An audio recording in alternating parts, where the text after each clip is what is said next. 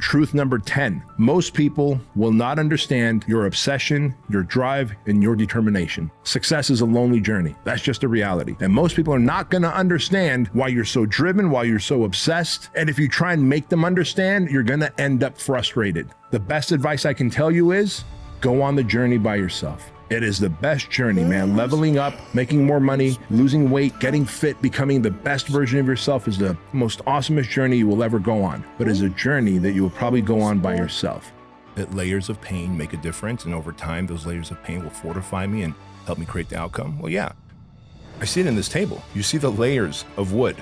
You see it in a tree. You cut a tree trunk and you see the rings, the layers that it took to grow. And a person who's a tree expert can look at all the dozens of rings and say, man, over the years, 5 years in, this tree had to endure a very harsh winter.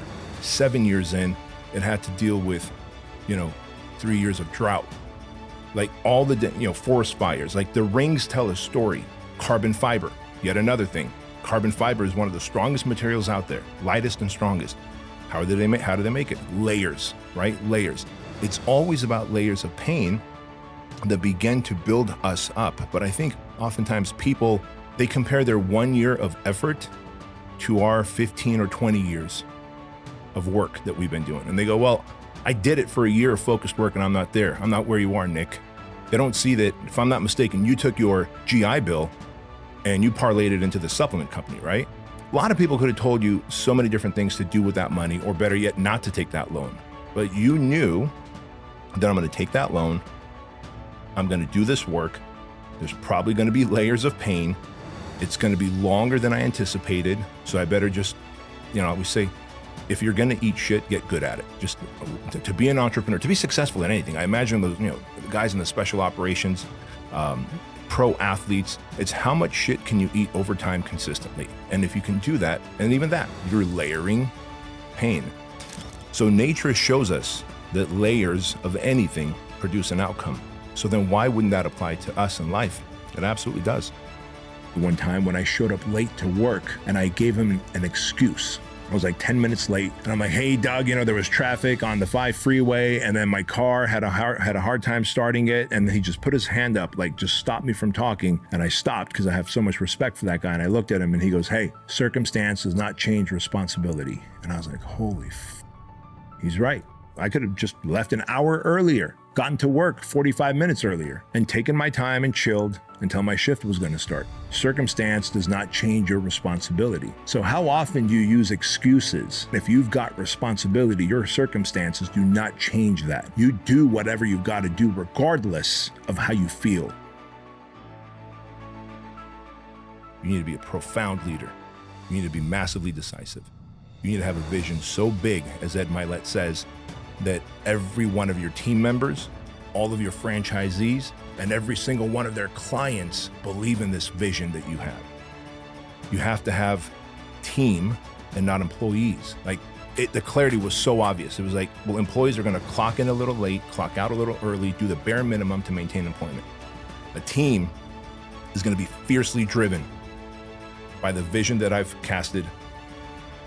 They're gonna play to win because they know what winning looks like. And so across the board, better emotional discipline, better communicator, more visionary, all of it. So then I had to develop those skills and traits. And then lo and behold, Fit Body blows up. All my other companies blow up. I became a better coach and mentor to other entrepreneurs, but it wasn't by luck. It was by removing these invisible glass ceilings that we have that limit our capacity to experience love, joy, bliss, to earn, to connect. You've met people where you're like, I just spent 2 hours with them, but I'm not sure if I know this guy, right? They do a great job dodging and shifting. And at the end, you're like, I don't know if I know this guy. Bro, now I can get on a podcast and talk about what happened to me. I can talk about it on my own show. I can get on stages. I literally followed Tony Robbins at Joe Polish's event. First of all, how do you follow Tony Robbins? I was nervous as shit. But I got up on stage after Tony Robbins post-healing to speak about leadership. And I'm like, guys, you guys are all millionaires and billionaires in here. Joe Polish has this massive group. I'm like, I'm not going to teach you leadership. You guys are either good leaders or you have great leaders. So instead, we're going to talk about the limiting beliefs that you might have that probably come from physical abuse, sexual abuse, emotional abuse. And you could see grown men and women squirming in their seats because I was just like, hey, here's what happened to me. Here's how I felt. Here's how it showed up in my life and in my work and in my business. And you might be experiencing it too. And as it turns out, 1 out of every 3 people have had some kind of physical, mental, or emotional abuse. 1 out of every 4 people have had some kind of sexual abuse.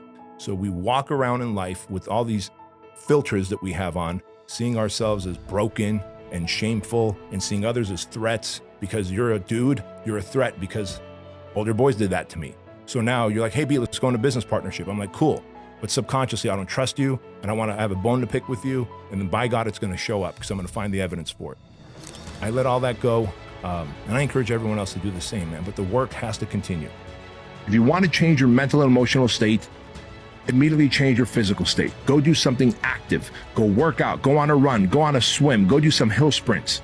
Because the moment you change your physical state, your mental, emotional state have no choice but to follow. But if your physical state is, I'm in a dark room, watching dark stuff, playing dark video games, having dark thoughts, of course your emotions are going to be depressed and sad and overwhelmed and negative. You have to become congruent with the man that you want to be. That man, in addition to personal development and self-growth, needs to also train hard and get lean.